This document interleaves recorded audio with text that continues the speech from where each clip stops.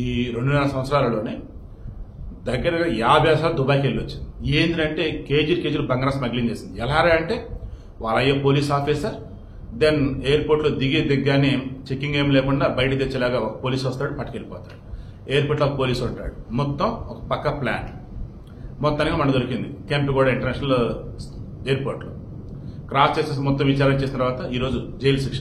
ఏంటో తెలుసా? 1 సంవత్సరం పాటు జైలు శిక్ష, బెయిల్కి అప్లై చేసే అవకాశం కూడా లేకుండా వేసి పడేశారు.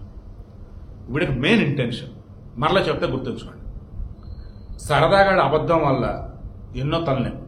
ఒక అబద్ధం ఉంటుంది 100 అబద్ధాలు మరలా దాన్ని కవర్ చేయడానికి, అవి 1000 లక్షలు కూడా అవ్వచ్చు. అదే ఒక నిజం చెప్తే కష్టమైన నష్టమైన సంతోషం దేనైనా ఆ ఒక్క నిజంతోనే పోయింది అంతే. అలాగే కష్టపడి సంపాదించే డబ్బు రూపాయైనా, లక్షైనా, కోటైనా, 1000 కోట్లైనా అది ఇచ్చే తృప్తి బాగుంటుంది. అండ్ దానివల్ల మనకు అసలు ఏ ఇబ్బంది రాదు. ఇంకెప్పుడు కూడా అక్రమ మార్గంలో డబ్బు సంపాదించాలి, సులభంగా జీవితంలో సెటిల్ అవ్వాలి అని మాత్రం అనుకోకండి. సులభంగా జీవితంలో సెటిల్ అనుకున్నప్పుడు సక్రమ మార్గంలో సెటిల్ అవ్వండి, ఇబ్బంది ఏమీ లేదు. ఉంటే ఎందుకుంటూ ఇప్పుడు నాకున్న నాలెడ్జ్ ఉంది, ఈ నాలెడ్జ్తో పేపర్ మీద ఆర్టికల్ రాసి వ్యాసం ఇవ్వకుండా పేపర్కి ఇచ్చా. వాళ్ళు నాకు మహా ఇస్తే 100, 200, 500 ఇస్తారు.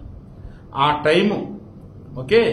అండ్ నేను దాన్ని పెట్టే ఎఫర్ట్స్ ఇవన్నీ కన్నా వీడియోలు ఇవ్వడానికి పెడితే నాకు ఈజీగా ఒక 5,000, 10,000 వస్తాయి. దాని 500, 5,000, 10 రెట్లు రావట్లే ఎక్స్ట్రా.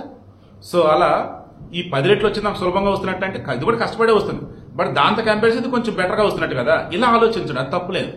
కానీ అక్రమ మార్గాల్లో చట్టం లొసుకులను వాడుకుందాం, మనకు తెలిసిన వాడుకుందాం అనుకుంటే మాత్రం చేతులారా ఈ రణ్యారావులాగే జైలు ఇరుకోక తప్పదు.